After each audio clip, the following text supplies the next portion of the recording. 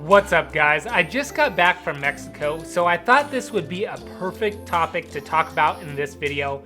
How I travel with my camera gear to different countries, to different states when filming for companies, organizations, or just going out and shooting for fun. And that's what we're gonna do in this video. First, we're gonna show you some epic B-roll that I got on this trip. So let's dive into that and let's go. I know how to love you. I know how to love you now.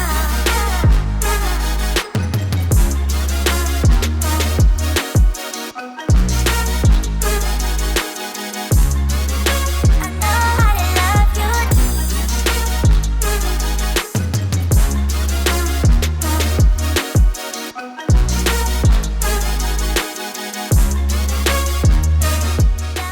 In Mexico, we got bit by mosquitoes, got a couple sunburns, but in the end, it was perfect. And now we're gonna discuss, guys, how I prepare for these trips, how I film them, if I'm filming for a corporation, a different company, and that's what we're gonna dive in this video, or if you're just going out and shooting for fun. So let's get into it. The first thing I do, guys, is when I go out and film, I like to prepare. I like to do my homework of the location or the country that I am visiting. The reason why, guys, is because this is gonna save you so much time, because you can map out, you can plan out where you wanna go, where you wanna film, and you can plan out the times of day that you want to go shoot. Because when you go, location and timing is key when creating content, when getting the perfect shot, because there could be a lot of tourists, there could be a lot of people in that area, or the sun could be very harsh. So when I travel, guys, I like to plan out my trip. I like to shoot a lot in the early morning or at sunset. But for this trip, we needed to keep the beach scene, so a lot of the shots were filmed during midday around 12 o'clock for all the drone shots. So when you travel for different shoots, guys, make sure you prepare, do your homework of what you're gonna capture. The next thing that we're gonna talk about is gear check, guys. You don't wanna end up at an epic location and realize I forgot my SD card or I didn't bring enough batteries. So before any shoot that I go on, I make sure I label and list what gear I'm gonna bring for that trip, so at the end of the day, I am prepared for any occasion that comes up. For example, on this trip, guys, what I brought was one camera, a Sony a7S III with a 28-75 lens with an ND filter. So when I was filming video, I made sure I could add an ND filter onto the lens for that 180-degree shutter roll, especially when filming in slow motion. The next thing I brought, guys, was my drone with ND filters as well, because a lot of people have been asking me, how is your drone footage so good?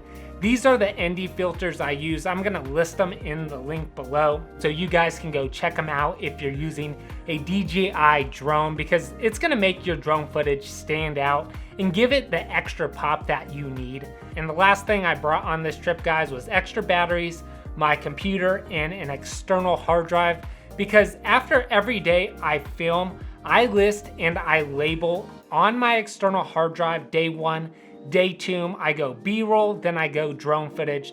So when I get back to the editing room, I could see what footage I shot from each day, each location, so everything is organized. And it's gonna be a game changer if you wanna go back and look at that content later on down the road. You can see from that external hard drive, from that folder, you can see all your footage that you shot on the trip, and it's gonna make a huge difference. Now we're gonna talk about my camera bag and how I transport it to our destination where I'm gonna be filming.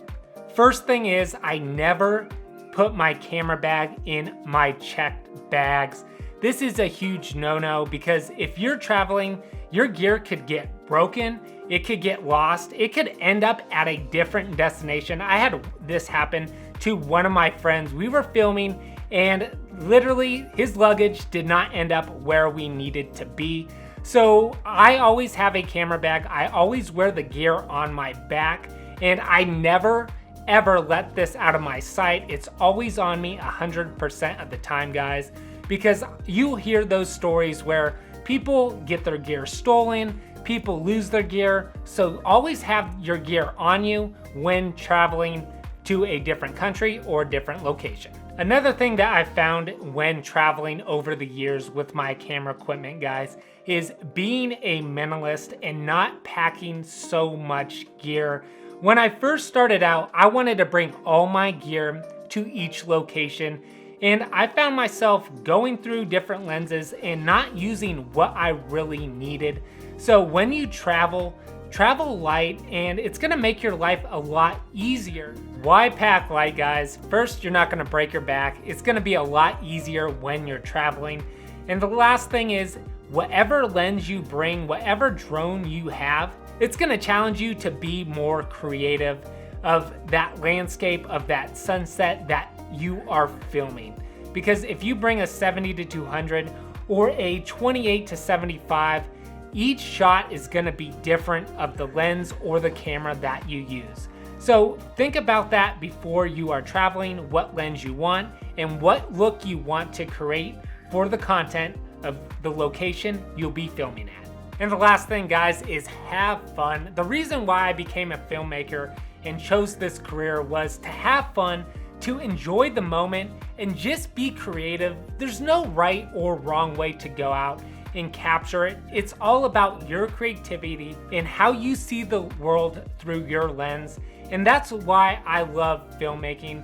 And if you guys love this video, that is a wrap. Hit that like button, smash that subscribe button, and I will see you on future episodes. And let me know in the comments, guys, where you will be traveling in 2023. Would love to hear. And I will see you on the next episode. Safe travels, and let's go.